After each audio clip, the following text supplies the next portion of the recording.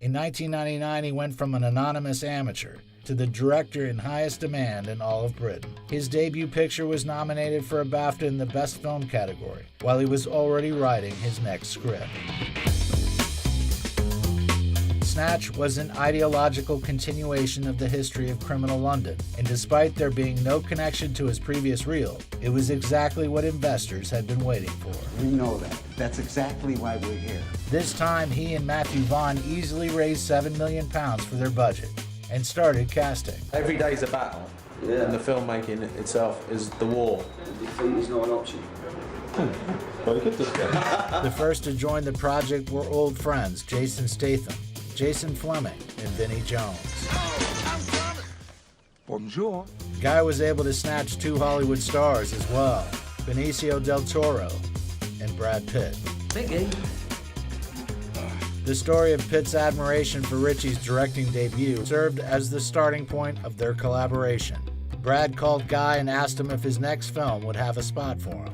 Ritchie said, of course. After the talk, the director realized that there wasn't one, since it wasn't feasible to disguise Brad as a Londoner because of his American accent.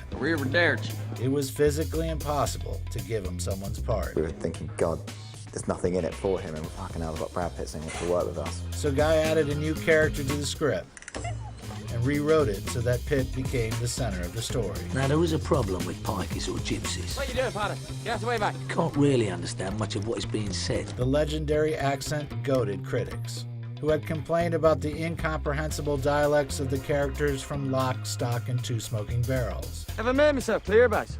Another famous actor of the highest order who almost joined the film was Sean Connery. He was intrigued by the Snatch script and the role of Bricktop. It made him want to watch Ritchie's first film. Matthew Vaughn organized a private screening for the actor. During the film, Connery leaned over to Vaughn and whispered, "This is a good film, and you're not going to be able to afford me." Even without Connery, Guy's leadership attracted a wonderful team.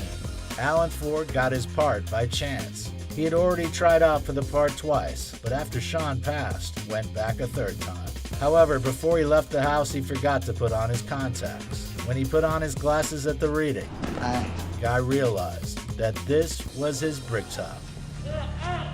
Feed them to the pigs, Harold. What the fuck are you two looking at? But the coincidences didn't stop there. In the 90s, Stephen Graham was content playing supporting roles on TV where he was often limited to a few lines. One day he accompanied his friend to an audition for a small role in Snatch. Stephen was waiting for him in the hall. A few minutes later, Ritchie popped his head out of the room and asked if he was next. Graham said no, but that one word was enough to make Guy coax him into the room and force him to read a few lines. Ritchie remembered where he had seen the actor before. 3 years ago, he had filmed Graham in his first short film.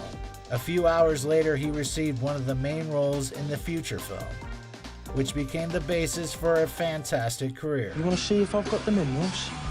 Something that sets apart Ritchie's directing process is friendship and fun on the set. Okay. Getting any closer, really.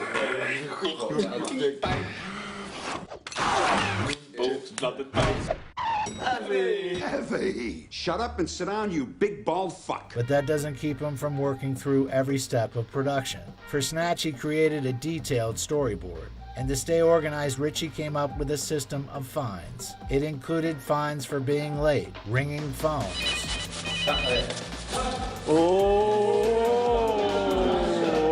sleeping, rudeness, complaints, whining, and of course, lack of humor. Not a problem. It got to the point where a slow administrator was rebuked for not putting out the paper cups quickly enough on the snack table. As for the snacks themselves, Matthew Vaughn got an earful. Do you think it was appropriate to supply economy biscuits and snacks for the actors, you cheapskate bastard? That's the bit I put in. Said that this time there'd be proper trailers, proper food, proper conditions, lobster thermidor at lunch. Not at all.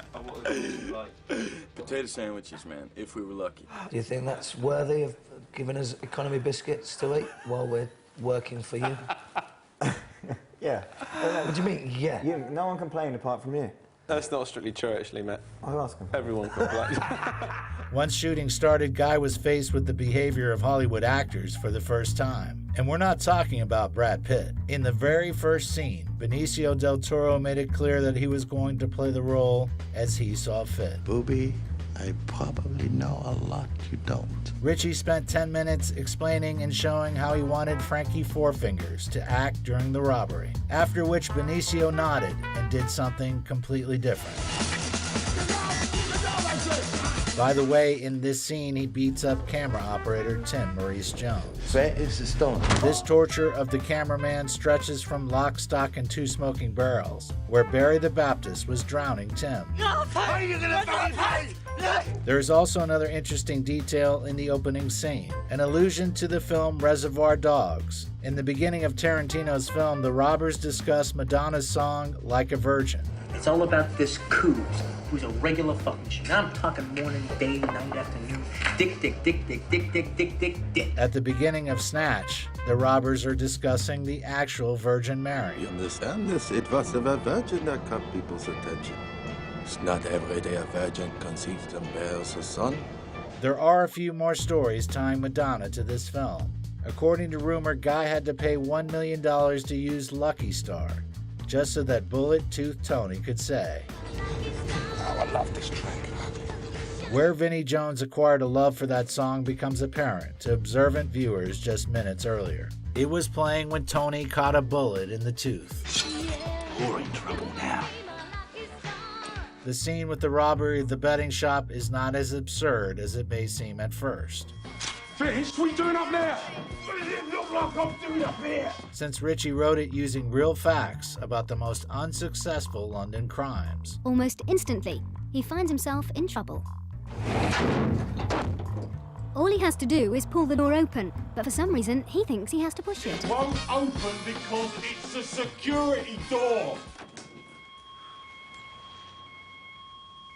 What the fuck are you two doing? Lenny James connected so deeply with the stupidity and unluckiness of his character that it stuck to him. Having shot a shotgun which recoiled into his nether regions, he finished the scene like a professional. Guy decided to leave those exact scenes in the final version, but Soul's unluckiness continued to follow Lenny as he was involved in another accident. The first dog which was brought on set by the trainers got over anxious in the car scene and started to bite the actor.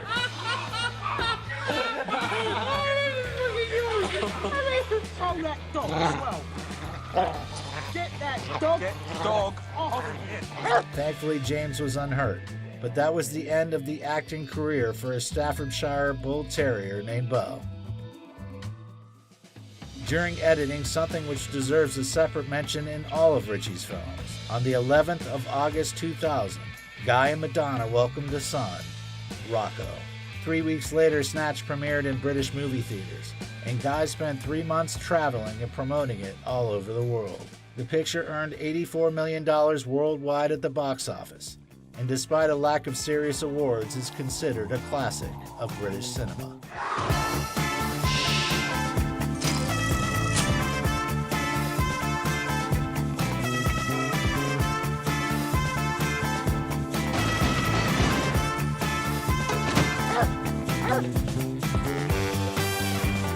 Jeez, it's flawless.